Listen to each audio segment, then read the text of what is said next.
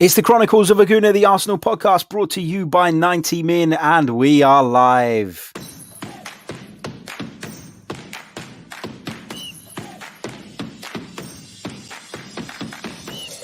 You're listening to the Chronicles of a Gooner, the Arsenal podcast. I'm Martin Tyler, and you're listening to Harry Symeou.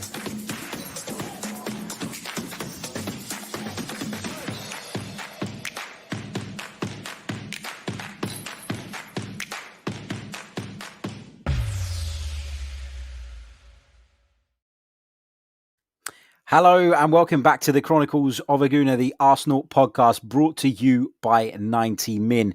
As ever, I'm your host, Harry Symeou, and on this edition, we're continuing our build-up to what I believe could be Arsenal's biggest game in the last decade up until now. And that might sound like a bit of an extravagant statement. It might sound a little bit over the top, but I'm going to explain the reasons why I feel that way and be providing you guys some updates on the news around this one. Of course, the big news coming out of the Slavia Prague camp is that Ondrej Kudela, the man who racially abused Glenn Kamara, has been banned for 10 games. And that includes all games in UEFA competition for racist behaviour.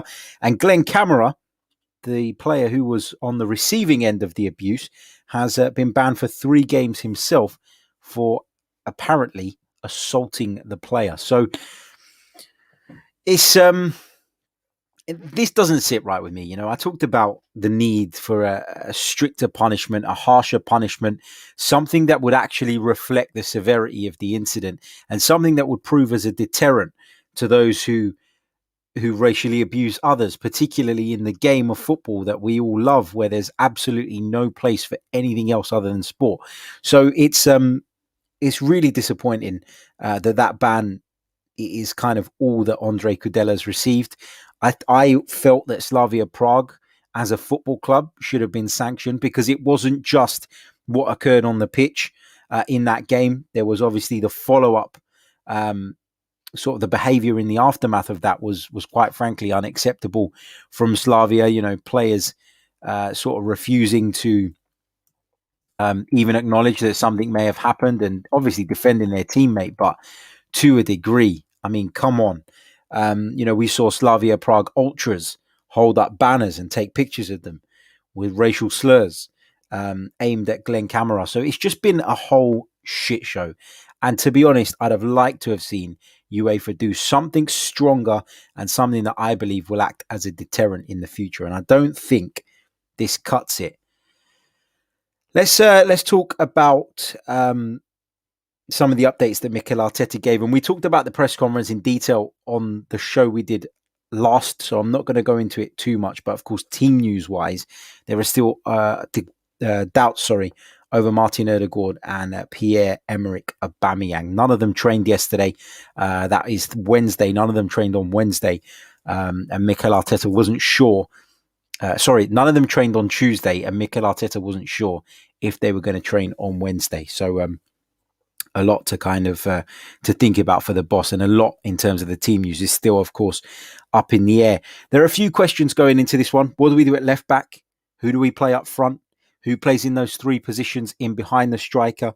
Is Martinelli deserving of a start after his display at Sheffield United? Lots and lots for Mikel Arteta to mull over. But before we get into that, I made a statement at the start of the podcast. I called this potentially Arsenal's biggest game in the last decade, and I'll tell you why I feel that way.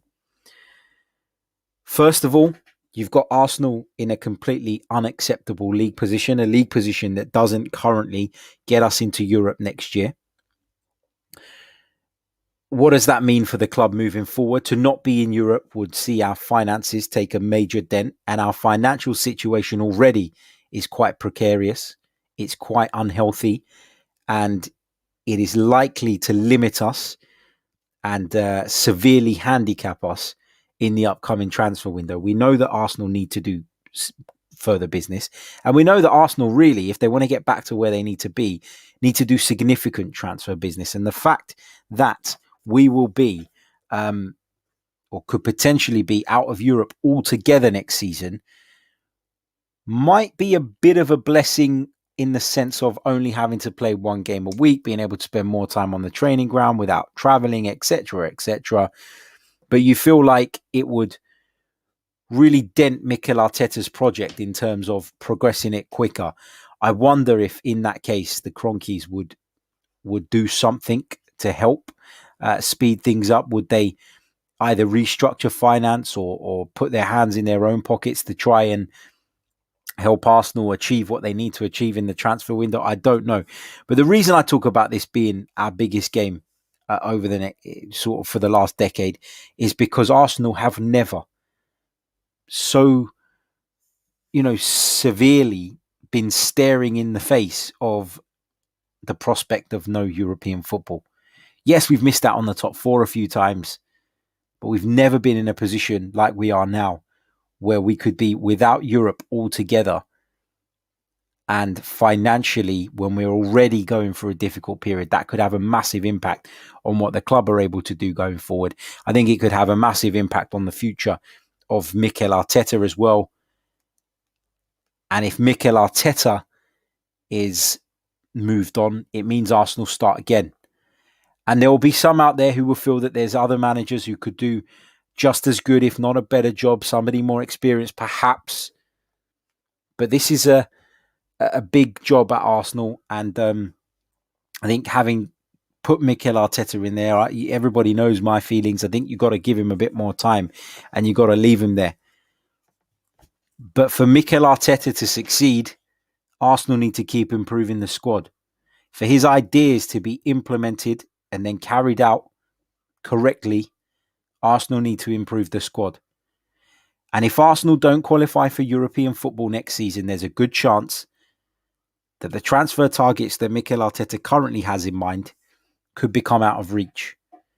And this is where we see the significance of this Europa League run. This is when I say to people that this Europa League is key. It's massive. It's huge for us as a football club, not just for right now, but for the next few seasons and for the direction in which we're going to travel. This campaign is key. And it's why I urge every Arsenal fan to get behind the team, get behind the manager, at least for now, support Arsenal, and let's go to Prague and do the job. It's not an impossible task by any stretch of the imagination. Slavia Prague have a very impressive home record. And I know that has worried a lot of Arsenal fans and convinced a lot of Arsenal fans that we stand no chance of going out there and achieving progression. But the deal is, Arsenal are a better football team than Slavia Prague. Arsenal dominated the first leg. Arsenal had the chances to put Slavia Prague away. Arsenal conceded very little in terms of chances against. Unfortunately, we got punished. Slavia were clinical when their opportunity came along, and Arsenal weren't so clinical, and that's why we are where we are now. But Arsenal are not out of this. Arsenal have a great chance of progressing and meeting most likely Villarreal in the next round. Our old friend Unai Emery. But even then, you'd still fancy Arsenal to progress past Villarreal. So we have a real chance to get to a European final, another European final. But if we do, we've got to make it count this time. Not just for the glory, not just for the silverware, but for the future of the football club and for the direction in which we're going to go. And getting back into Europe, in particular the Champions League, which is, of course, obviously what the Europa League offers. It offers a route back into the Champions League. Being back in the Champions League and the finance that comes with it would allow Arsenal to accelerate in terms of the project that we're currently seeing, would allow Arsenal to go out and spend greater funds on players and improve the squad quicker. Perhaps we'd even be able to do what we could do over 2 windows in one. Who knows? But it's really important that we secure that finance. Even the Europa League finance is a hell of a lot better than nothing. But we've got to keep going in this Europa League. We have to. And that is why I say that this game is huge. It's absolutely massive. I guess one of the big questions going into the game is what Mikel Arteta does at left back. And we saw him tinker with the team against Sheffield United. We saw him play Granit Xhaka in kind of a left-back role. I mean, having watched it back again and conducted the tactical analysis on it, it wasn't the traditional left-back position in which Granit Xhaka played. It was more like a left centre-back, and you saw him make other adjustments in order to compensate for that. You saw Dani Ceballos often receiving the ball on the left-hand side, which actually suited him as well. But do you play Granit Xhaka there? Do you unsettle us in a couple of positions, i.e. playing a centre midfielder at left back or left centre back? And then also the consequences of taking Xhaka out of the midfield, as we've seen in recent months, can be quite severe as well. So what would you do if you were Mikel Arteta? I think for me, it's one that he's really got to sit and think hard about. And it's one that has the potential to bring him a hell of a lot of criticism if it goes wrong. So I think that's the big thing for Mikel Arteta, deciding what to do at left back. I think up front, I think the fact that Pierre-Emerick Aubameyang at the time of recording hasn't trained, didn't train on Tuesday. There was doubts over whether he was going to train on Wednesday. Makes it a no-brainer for me. It means Alexander Lacazette should be the striker, should start up front. But then again, we're looking at the positions in behind him. Who plays there? You know, Bukayo Saka, I thought, did pretty well in the number 10 position, but I've got to factor in the fact that it was Sheffield United, because that is significant. Not a particularly strong side, a side who have struggled in the Premier League and are about to be relegated back to the Championship. Will Martin Odegaard be fit? He's touch and go as well. Did Martinelli do enough at the weekend to earn a start? These are all questions that Mikel Arteta has to ask himself. And these are all questions that Mikel Arteta needs to decide upon. He needs to find the right balance. I really like the idea of Pepe playing, but I want to see Pepe from the left. I want to see Saka from the right. And I hope that Emile Smith-Rowe could play in the number 10 role. I think that would probably be my preferred way to go about it, because that would bring the most balance. You know, and for me, it's Smith-Rowe or Odegaard.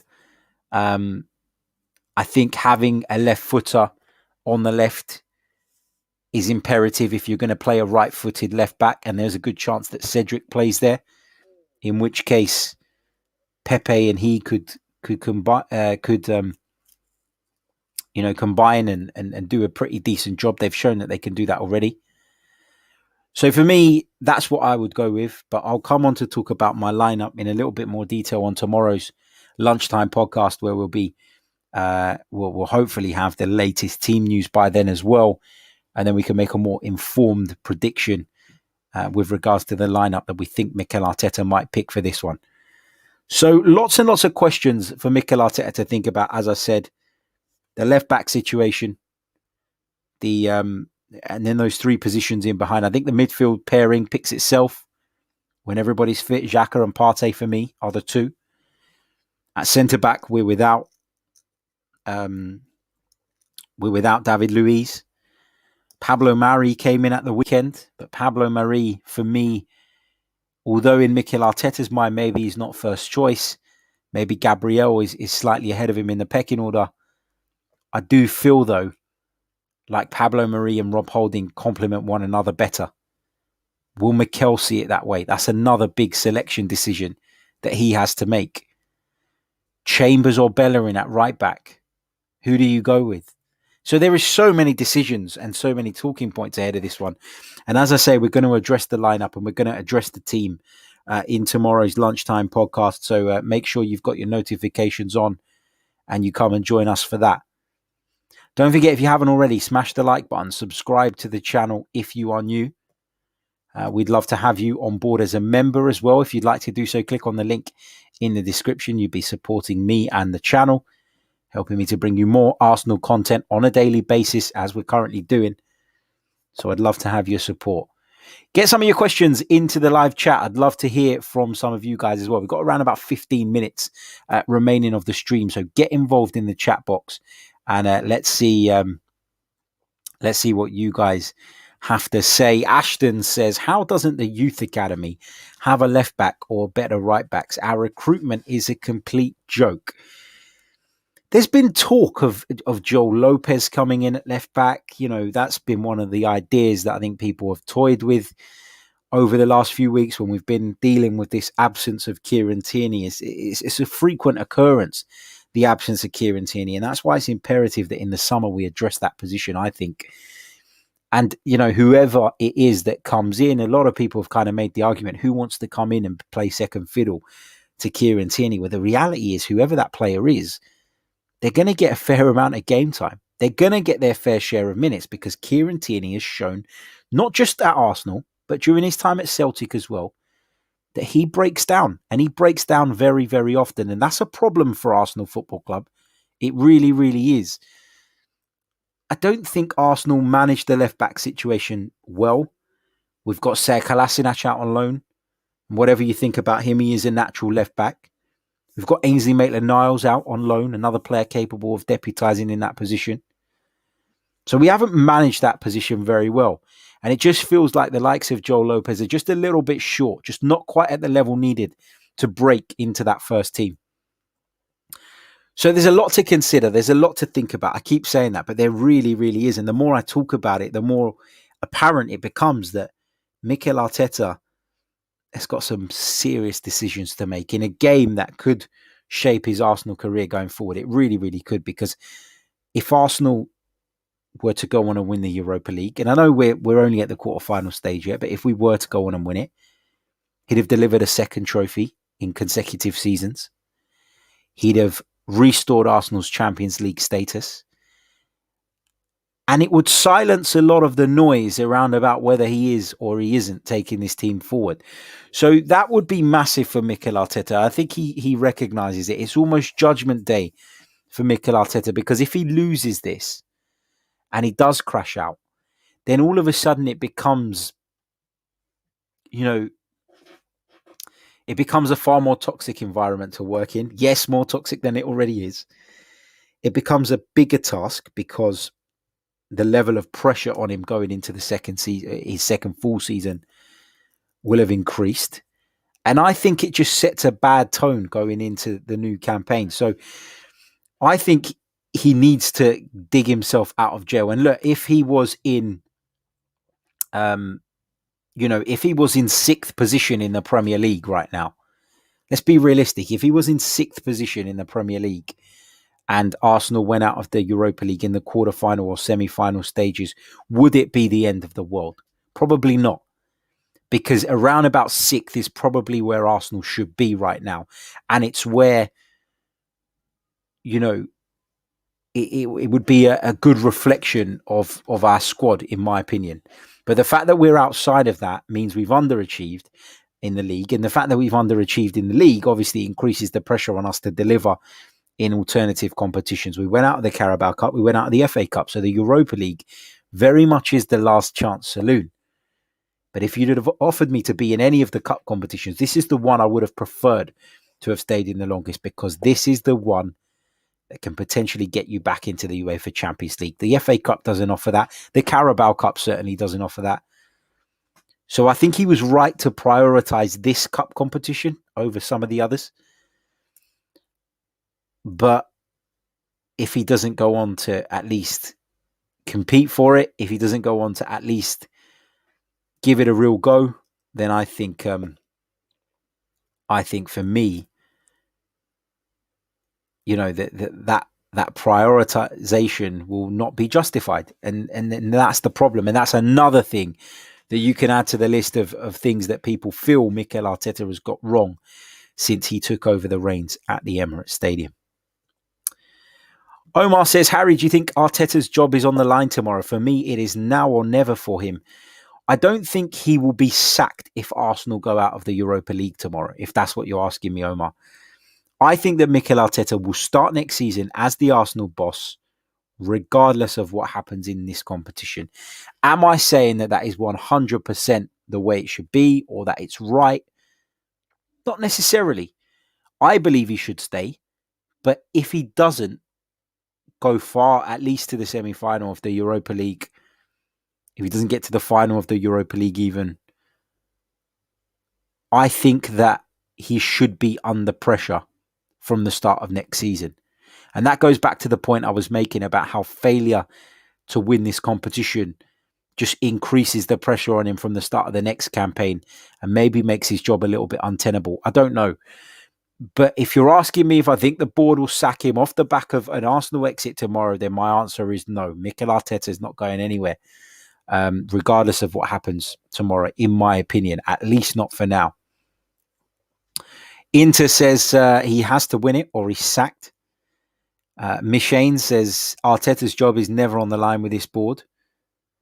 Omar says he should be sacked but won't be.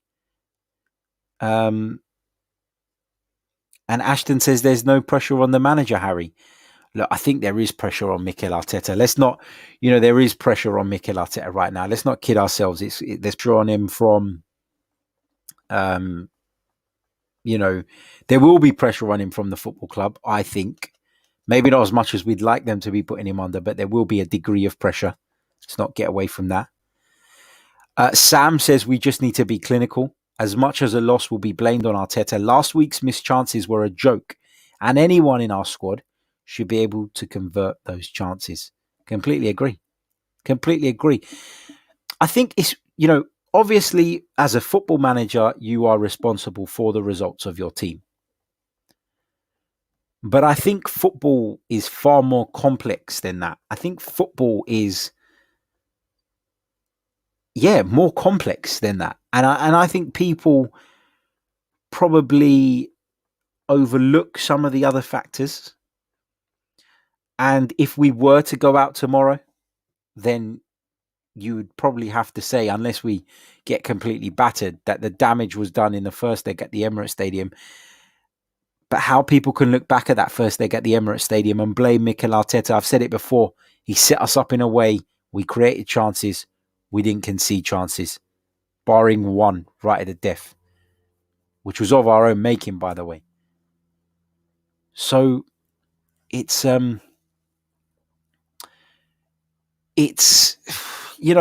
difficult for me to put the blame solely at his feet, and that's the reality. Labby says, let's be honest here, even if we make it in the UCL, we would get battered by Bayern or PSG. The real problem is the board. If Arteta goes, we're stuck in an endless cycle. I'm not desperate for Arsenal to get in the Champions League because I think that Arsenal can win the Champions League. I'm not desperate for Arsenal to get in the Champions League because I think that we'll be able to compete with the likes of Bayern or Paris Saint-Germain or Real Madrid. I'm desperate for Arsenal to get back in the Champions League because I think that would accelerate the process, i.e. give us the funds to go and buy the players, not just the funds, but also give us the pulling power by being a Champions League club is a status thing. I just think that it would help us get to where we need to get to quicker. And you'd almost write off the Champions League campaign and you'd probably look at it and say, well, if we progress past the group stage, all good. If we got knocked out in the round of 16, that's probably what you'd expect. But for me, it's not about the prospects of winning the Champions League. It's about the benefits that come from being part of the Champions League. Sam says, one of the biggest games we've had in ages and fans are obsessed with Arteta getting sacked rather than supporting the team. To a degree, I agree with this. And this is why I said earlier in the pod, I just urge Arsenal fans, just get behind the team and the manager, whether you like him or not. I was behind Unai Emery in the Europa League final. I didn't like the geezer, never did from the beginning, never really saw the hype. But I backed him because it was Arsenal Football Club and we were in the Europa League final and I wanted Unai Emery as much as anyone to win that final. I wanted Arsenal to taste European glory. So we have to put all of this to one side for now and just focus solely on what happens tomorrow and take it from there. I'll pick up one or two more points from the chat. So get your thoughts in there before I jump off.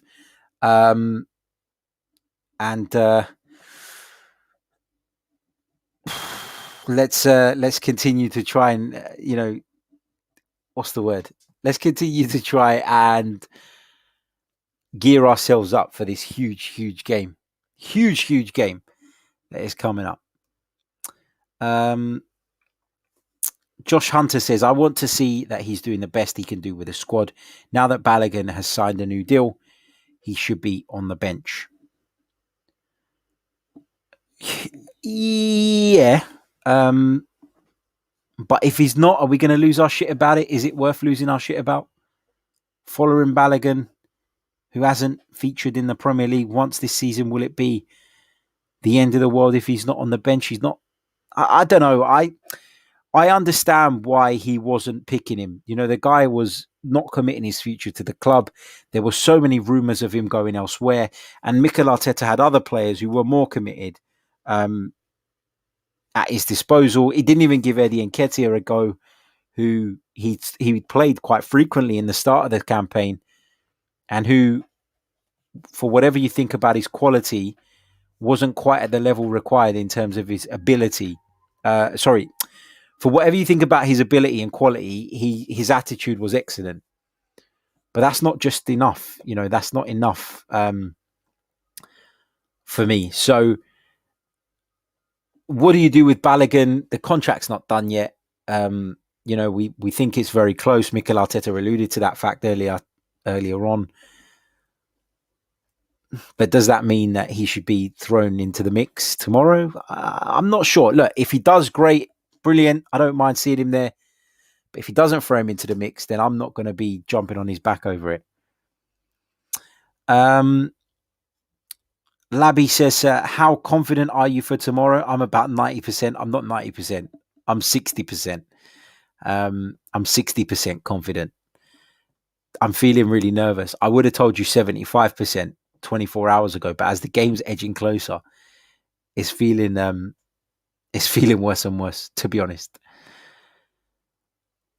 Vishal says, how many reinforcements will it take to realistically compete with the likes of Liverpool? And the real question is, will the board step up? I think we're 3 top players away from competing. 3 top players. Top players, that is. When I say top players, I mean players in the category of Martin Odegaard. Can we get a few of them in the door? It's all about finance, Vishal. That's the big thing here. And it's the thing that people refuse to acknowledge. And that's what frustrates me. Because you're looking at, you look at the players that Mikel Arteta has brought in, and some of them have been, really good. I've heard people criticize the signing of Cedric. I've heard people criticize the signing of Matt Ryan. Do you think that Mikel Arteta went to bed at night dreaming about signing Brighton's reserve goalkeeper on loan? Do you think he went to bed at night dreaming about bringing in Renarsson or Cedric on a free transfer? No, his arms are tied behind his back. That's the problem. Financially, Arsenal have been mismanaged so badly over the years that we're now in a position where we are struggling. And that's the reality of it. Right, I'm going to leave it there for now. And I'll be back tomorrow with my lineup and prediction around about lunchtime. And tomorrow is later today for those of you listening on the audio. And I will catch you guys as well for the live watch along, which we'll be doing of the game, as well as our post-match reaction after the game. So lots and lots of content to come tomorrow. Make sure you're subscribed if you haven't already. Make sure you hit the like button on your way out. It doesn't cost a thing. And if you're interested in becoming a member, click on the link in the description. I'll catch you all tomorrow. Until then, ciao.